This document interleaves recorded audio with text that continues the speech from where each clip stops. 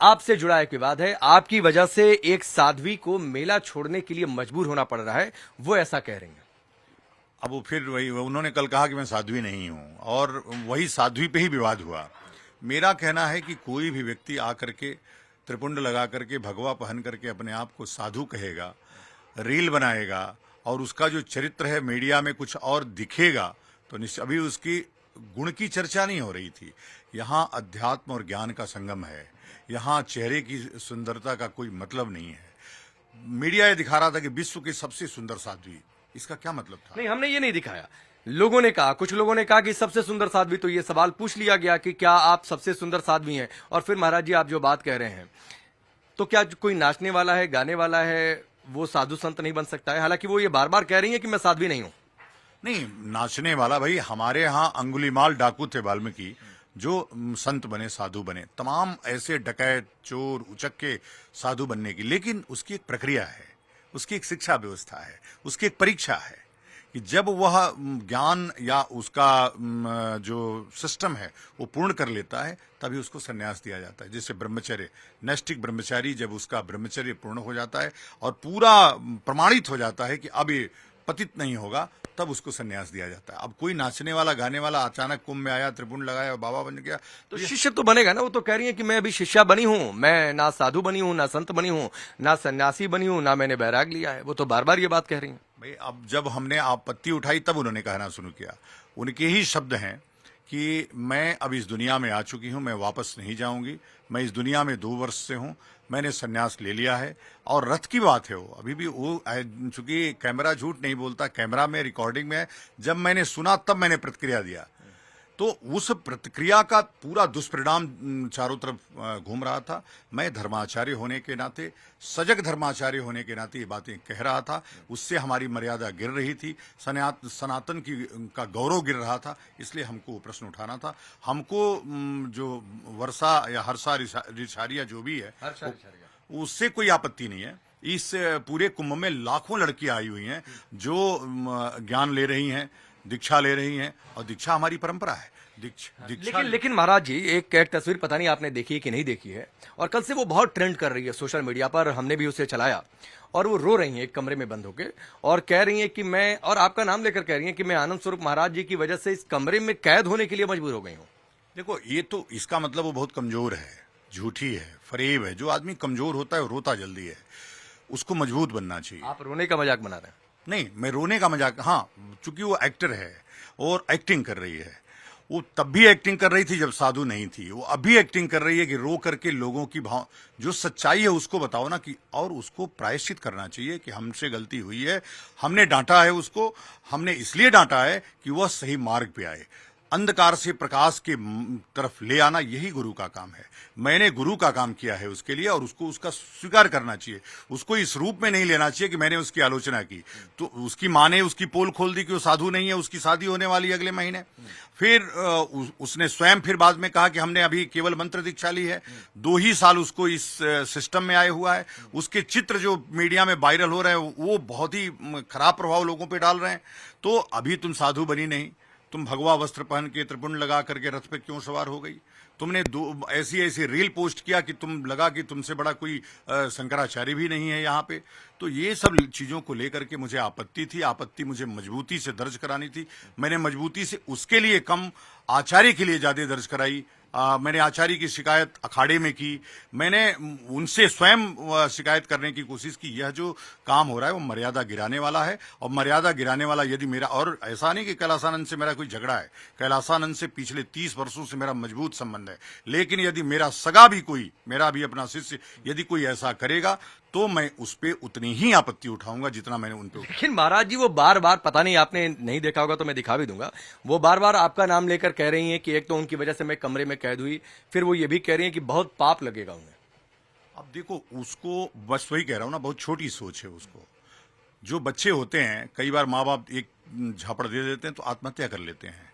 आत्महत्या वही बच्चा करता है जो हृदय का बहुत कमजोर होता है। तो बच्चों को आजकल हृदय का मजबूत होना चाहिए, और मेरी डांट को उसको अपने सीख में, शिक्षा में लेनी चाहिए। वो कैद हो गई, क्यों कैद हो गई? मैंने कोई कैद करने के लिए कहा नहीं, मैंने कोई हमला करने के लिए उसको चेतावनी नहीं दी, मैंने और कोई बात नहीं किया। उसने अपने नहीं, उन्हें ये लग रहा होगा कि चूंकि आपने विरोध दर्ज कराया, सबसे ज्यादा आपका नाम है, हालांकि अभी मुक्तेश्वरानंद जी ने भी इस पर आपत्ति दर्ज कराई है, तो उनको ये लग रहा होगा कि हो सकता है मैं बाहर निकलूं, लोग पूछने लगे सवाल, कोई कुछ बोल ही दे, तो हो सकता है उनके मन में डर हो इस बात का लेकर। के पास उत्तर है, अगर मेरे पास प्रश्न है तो मैंने आपको बुला के उत्तर दिया, उसके पास भी उस प्रश्न का उत्तर है और उसको बस एक शब्द कहना है कि वह यदि मैंने किया है और संतों को ऐसा लगा है कि मैंने साध्वी के रूप में अपने आप को प्रस्तुत किया है तो मैं क्षमा प्रार्थी हूं, बात वहीं से खत्म हो गई होती। नहीं, वो तो कह रही हैं, हमारे इंटरव्यू में भी उन्होंने कहा कि मैं साध्वी नहीं हूं। वो मीडिया इन्फ्लुएंसर है, वह इंस्टाग्राम पे अपना फॉलोअर बढ़ाने आई है, वह उसने साधु बनकर के फॉलोअर बढ़ा लिया, अब रो करके फॉलोअर बढ़ा रही है। मेरा नाम चूंकि बहुत चर्चित है इसलिए मेरा नाम लेकर के अब फॉलोअर बढ़ा रही है, मेरे फॉलोअर उसके फॉलोअर हो जाएंगे। तो ये उसका जो कोई आदमी है जो पूरी प्लानिंग कर रहा है उसकी, वो एक एक कंट्रोवर्सी को क्रिएट करके उस फॉलोअर्स बढ़ाना। आजकल देखिए ना, नए नए जो गंवार महिलाएं हैं वो रोज कोई न कोई एक्टिंग करके फॉलोअर्स बढ़ा रही हैं। या बहुत बड़ा आरोप लगा रहे हैं हर्षा पर, और आरोप ये लगा रहे हैं कि वो मीडिया महाकुंभ में वो शांति की तलाश में नहीं आई, सनातन को समझने नहीं आई, महाकुंभ को देखने, महाकुंभ को अनुभव करने नहीं आई, वो अपने फॉलोअर्स बढ़ाने आई हैं, वो अपने इन्फ्लुएंसर के दायरे को और बड़ा करना चाहती हैं, वो अपने फॉलोअर्स की संख्या इंस्टाग्राम पर, अपने सोशल मीडिया पर बढ़ाना चाहती हैं। पहले साध्वी का रूप धारण कर, अब रोकर। मैंने नहीं कहा, उसने स्वयं कहा ये बात, उसने ही कहा कि मेरे 8 लाख फॉलोअर बढ़ गए। सच बात है, अभी 1.5 मिलियन फॉलोअर उसके हो गए। तो जिस काम के लिए आई तो वो तो कर गई हो, और अभी भी और उसको राय दिया जा रहा है कि तुम और कंट्रोवर्सी क्रिएट करो, चूंकि 2 संतों को लड़ाओ, आचार्य महामंडलेश्वर को, स्वामी आनंद स्वरूप जी को लड़ाओ। और ये कौन ट्रेनिंग दे रहा है? ये ट्रेनिंग उसकी पूरी टीम है। वो एक कोई त्यागी लड़का है वो उसको ट्रेनिंग दे रहा है, जो वहां आईटी टीम में है उसके, क्या सगुन त्यागी की क्या नाम है उसका, नाम मैं नहीं जानता हूं ठीक से, लेकिन ऐसे लोग हैं उसको जो ट्रेनिंग दे रहे हैं कि तुम ये बोलो, तुम कट करो, पेस्ट करो, ऐसा बोलो। नहीं तो उसको एक संत को, जो प्रतिष्ठित संत है, मान्य संत है, उसको बेशर्म बोलने की जरूरत नहीं थी। उसने एक कड़ा शब्द बोला जिसपे मैं कुछ भी कर सकता हूं। उसने कहा कि उनको शर्म नहीं आई। मुझे शर्म आएगी कि मैं अपना धर्म बचाने जा रहा हूं, शर्म आएगी कि नाचने वाले गाने वाले आकर के साधु स्वरूप में प्रस्तुत होंगे, रथ पे बैठ करके शाही स्नान करेंगे, और मैं उसको बर्दाश्त करूंगा। अभी मैंने कुछ कार्रवाई नहीं की, मैंने एक लड़की जान करके उसको एक सीख देने का काम किया। वो मानेगी नहीं तो आगे की कार्रवाई करूंगा। लेकिन अगर कोई किसी पुराने जीवन में कोई कम कपड़े पहनता हो, मॉडल रहा हो, अभिनेत्री रहा हो, और वो ये कह रहा हो कि अगर मेरे मन में दुराव होता तो मैं वो पुराने वीडियो सारे डिलीट कर चुकी होती, और वो इस साफ गोई के साथ आ रहा हो, तो क्या उससे हक नहीं है कि वो आए, सनातन को समझे? या फिर चूंकि एक समय वो अभिनेत्री रही, कम कपड़े पहनती रही, तो वो साधु जीवन में आने की बात तो छोड़ दीजिए, उससे समझ भी नहीं सकती। मैं ऐसे 100 लोगों को जानता हूं जो अभिनेता और अभिनेत्री रहे, जो आज अध्यात्म की दुनिया में सर्वोच्च शिखर पे हैं, लेकिन उसकी एक प्रक्रिया है। प्रक्रिया का देखो, जब आईएएस बनता है कोई तो प्री देना पड़ता है, मेंस देना पड़ता है, इंटरव्यू देना पड़ता है, तब उसका रिजल्ट निकलता है। ऐसा नहीं कि आप सीधे गए और आईएएस की कुर्सी पर बैठ गए, ऐसा नहीं हो सकता है। वैसे ही सन्यास की एक परंपरा है, कौन सन्यास का अधिकारी है और कौन अनाधिकारी है, कौन अधिकारी नहीं है। तो अभी आप स्टेज से उतरे, सीधे त्रिपुंड लगा करके आपने भगवा धारण किया। आप आइए, कुछ ज्ञान लीजिए, कुछ समय गुरुओं के साथ बिताइए। अगर गुरु को लगे कि अब ये योग्य है सन्यास के, निश्चित रूप से सन्यास उसका होना ही चाहिए। उनको मुझे लग रहा है कि जो सबसे ज्यादा आपत्ति हो रही है, आपने शायद ये कहा होगा, अगर मैं गलत हूं तो आप ठीक कर दीजिएगा, कि त्याग की परंपरा को भोग की परंपरा बनाया जा रहा है। आपने शायद ये बात कही, और ये हो सकता है कि ये उनको चुभ गया हो अंदर से, इस बात से बहुत उन्हें परेशानी हुई हो। तो ये वो भोग रही होंगी ना, तभी तो। ये वास्तव में तो त्याग की परंपरा है। हम जितने त्याग से रहते हैं, आपको लग रहा है वो भोग की परंपरा में? बाबा, अब फिर वही कहूंगा तो आपको लगेगा कि आप एक स्त्री का वो कर रहे हैं। फेस पैक लगा करके, लिपस्टिक लगा करके कोई काम नहीं होता है, कोई सन्यास नहीं होता है। रील बना करके कोई रील वो नहीं होता है। आप उनके रील्स तो देखिए ना, अभी के रील्स, जब वो अध्यात्म की दुनिया में उनका 2 वर्ष पहले आगमन हुआ है। आप एक दिन का देखिए, 2 लोग भेज रहे हैं हमको, मैं नहीं उसको पोस्ट कर रहा हूं। मैं नहीं चाहता कि ये बात और आगे बढ़े, और मैं हर्षा को भी चाहता हूं। मैं इस बात को बहुत बढ़ा सकता हूं। लेकिन मैं इस कुंभ को शांति प्रिय तरीके से बिताना चाहता हूं। हर्षा को भी अंधकार से प्रकाश की तरफ ले जाना चाहता हूं। ये चकाचौंध की दुनिया के चक्कर में तुम सनातन धर्म को कमजोर मत करो। अगर तुम ब्राह्मणी हो, जैसा कि कल उसने बताया, ब्राह्मण का कर्तव्य क्या होता है, ब्रह्म जानाति इति ब्राह्मण, ब्रह्म को जानने की कोशिश करो कि क्या है ब्रह्म। लेकिन नहीं तो इस सवाब जवाल के चक्कर में पड़ोगी तो तुम्हारे ऊपर विधिक कार्रवाई भी होगी। वो ये कह रही हैं कि वो युवाओं को धर्म से जोड़ने आई थी, प्रेरित करने आई थी, एक युवा उनका चेहरा है और आप ये मौका उनसे छीन रहे हैं।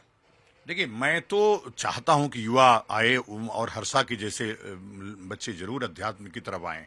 अध्यात्म ही वो मार्ग है जो आपको सदमार्ग पे ले जा सकता है, ऊंचाइयों पे ले जा सकता है, लेकिन रील के लिए नहीं, रियल के लिए। मैं चाहूंगा कि हर्षा को भी रील से निकल करके रियल की तरफ आना चाहिए। हर्षा अगर रील से रियल की तरफ आएगी, मैं सबसे बड़ा सहयोगी उसका रहूंगा, मैं सबसे बड़ा समर्थक उसका रहूंगा। युवाओं की इस दुनिया में युवाओं को धर्म से जुड़ने के बीच आप आ रहे हैं। इस वीडियो में मैं बार बार इसलिए क्योंकि मैंने पॉइंटर्स नोट किए कि उन्होंने अपने वीडियो में क्या क्या कहा। वो ये भी कह रहे हैं कि आप युवाओं और धर्म के बीच में आ रहे हैं। अब उसको लग रहा है मेरे तो लगभग 5 लाख जो युवा हैं मेरे साथ चलते हैं, मेरे साथ हैं, वो बताए कि उसके फॉलोअर्स कितने हैं।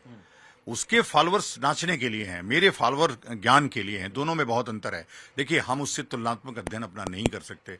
मैं उसके बीच में कहीं नहीं हूं। जो उस काम के लिए आई वो करे, बस मेरे काम में वो हस्तक्षेप ना करे। सन्यासी बनकर के कुंभ मेला में मत घूमे। मैं कभी वो इस कुंभ में रहे, खूब साधना करे, खूब त्याग बताए, खूब युवाओं को जोड़े, मुझे कोई आपत्ति नहीं। लेकिन वो ये कह रही है कि आप चाहते हैं और आपकी वजह से ऐसी परिस्थिति बन गई कि वो महाकुंभ ही छोड़ रही हैं। मैंने कभी कहा नहीं। मैंने कल भी अपील किया उससे कि तुम कुंभ में रहो। मेरी अपील है, हो सकता है अपील स्वीकार भी करे हो। मेरी अपील है कि तुम कुंभ में रहो और गुरुओं के पास नीचे बैठ करके उचित वस्त्र पहन करके ज्ञान लो। ये ज्ञान की भूमि है इस समय, और तरह तरह के दुनिया के सर्वोच्च ज्ञानी लोग इस कुंभ में आए हुए हैं। अपना प्रदर्शन अभी मत करो, अभी प्रदर्शन का तुम्हारे समय नहीं है। जब हल्का ज्ञान होता है और प्रदर्शन आदमी सही नहीं कर पाता तो उसको रोना आता है। कमजोर व्यक्ति हमेशा रोता है। तुम अभी इतनी कमजोर हो कि अभी एक ही हमले पे रोने लगी, तो इसका मतलब तुमको ज्ञान नहीं था कुछ। अभी ज्ञान लो। तुम बच्ची हो, और अध्यात्म में तो बिल्कुल बच्ची। उम्र तुम्हारी 31 होगी या 30 होगी, वो मैं नहीं कहता। 30 भी उम्र कोई बहुत नहीं है। तुम बच्ची हो, तुम सीखो, गुरुओं के पास बैठ करके ज्ञान लो। एक गुरु से ना हो, दूसरे गुरु से लो, तीसरे गुरु से लो, चौथे गुरु से लो। इतने गुरुओं की संख्या कहीं आपको इकट्ठा नहीं मिलेगी। कुंभ में अपना प्रदर्शन छोड़ करके सनातन धर्म की गहराई में डूबो, गोते लगाओ उसमें जाकर के। जब उससे निकलोगी तब युवाओं को जोड़ेगी। लेकिन ऐसा तब होता है जब इंसान को अपनी गलती समझ में आए। और मैं ये बात इसलिए कह रहा हूं क्योंकि वो अपने वीडियो में बार बार ये पूछ रही है हर्षा कि उन्हें बताया जाए कि उन्होंने गलत क्या किया है। ये उनको नहीं समझ में आ रहा। तो मैं चाहूंगा कि एक बार आप बताइए कि उन्होंने गलत क्या किया है। हाँ, हर्षा, तुमने गलती ये किया कि तुम सन्यासी नहीं थी। तुमने झूठ बोला कि मैं 2 वर्षों से सन्यासी हूं, और जब हमने आपत्ति उठाई तो आपने कहा, उसकी क्लिपिंग हमने रख लिया है तुम्हारी, जब तुम कहोगे तुम्हारे पास भेज देंगे। तुमने जो बोला, हमको जिस बातों की आपत्ति थी वो ये आपत्ति थी कि आपने कहा कि अब इस दुनिया से नहीं लौटूंगी। आपकी माँ ने कहा अगले महीने आपकी शादी है। फिर आपने कहा कि हमने 2 वर्ष पहले संन्यास ले लिया और इस जीवन में घुस गई। हमको इन छोटी छोटी चीजों से आपत्ति है। कोई भी व्यक्ति, आप नहीं, हर्षा नहीं, कोई वर्षा भी रहती, कोई रेशमा भी रहती, तो भी मैं प्रश्न वही उठाता कि कोई भी व्यक्ति अचानक आया और तुरंत भगवा पहन करके खड़ा हो गया, तो ये केवल फिल्मों में हो सकता है, ये केवल रील में हो सकता है, रियल में नहीं हो सकता है। रियल उसका ये है कि कठिन साधना के दौर से गुजरना पड़ता है, कठिन परीक्षा, गुरुओं की द्वारा ली गई परीक्षा से गुजरना पड़ता है, तब संन्यास होता है। और आपकी गलती ये है कि आप अचानक आए, आपने भगवा पहना, त्रिपुंड लगाया और साक्षात शाही सवारी में रथ पे सवार होकर के अपने आप को बहुत बड़े और सन्यासी के रूप में प्रस्तुत कर दिया। अब आप वहीं पर आ गए जहां से इस पूरे विवाद की शुरुआत हुई, और यही मेरा अगला सवाल भी था कि शाही सवारी में बैठने पर इतना विवाद क्यों। मैं चाहूंगा आप दर्शकों को भी समझाएं, मुझे भी समझाएं कि शाही सवारी में बैठने का कोई खास नियम होता है जिस पर आप आपत्ति जता रहे हैं कि वो बैठ क्यों गई। ये क्यों विवाद है इस मसले पर? आप मेरे उत्तर को या तो आप समझ नहीं पा रहे हैं। मैं समझा। मैं उत्तर यही दे रहा हूं कि जैसे मेरी गद्दी है, अब कोई व्यक्ति अचानक आए उस गद्दी पे बैठ जाए तो वो अधिकारी नहीं है उसका। शाही सवारी पर बैठने का अधिकारी कौन है? शाही सवारी पर मंडलेश्वर बैठता है। आप देखते होंगे श्रीमंत नहीं बैठता है, आप देखते होंगे महंत लोग नहीं बैठते हैं। कौन बैठता है? आचार्य महामंडलेश्वर बैठता है, मंडलेश्वर बैठता है, शंकराचार्य बैठते हैं। जो अधिकारी है उसी के लिए। और रथ बनाता कौन है? यही श्री महंत लोग खुद पैदल चलते हैं। तुम भी पैदल जा सकती थी, अभी तुम पैदल वाले मार्ग पे अभी प्रवेश हो रहा था, तुम्हारा सीख सकती थी जाकर के, लेकिन तुमने अपने आप को ऐसा शो करने की कोशिश की। तुमको पता नहीं था कि यहाँ और लोग भी बैठे हैं जो पकड़ लेंगे तुम्हारी चोरी को। तो तुमने जो नहीं थी वो दिखाने का प्रयास किया। हमने तुमको इसलिए रोका कि तुम जो नहीं हो वो कतई मत दिखाओ, जो हो वही बहुत है। तुम ब्राह्मणी हो, पूजनीया हो, यही पर्याप्त है। जरूरत नहीं है तुमको भगवा। ब्राह्मण को तो वैसे भी भगवा पहनने की आवश्यकता नहीं है। शास्त्र कहता है कि भगवान सबके पूजनीय है, लेकिन ब्राह्मण भगवान का भी पूजनीय है। जरूरत क्या है तुमको? तुम ब्राह्मणी हो, तुम आराम से घूमो और दिखाओ, त्रिपुंड लगाओ, साड़ी सुंदर पहनो, लोगों के बीच जाओ। बहुत ऐसी महिलाएं हैं जो काम कर रही हैं धर्म का, अध्यात्म का। उसके लिए सन्यास, भगवा ये क्यों जरूरी है? भगवा वैसे ही इतना बदनाम हो रहा है, और तुम क्यों बदनाम करने में लगी हो?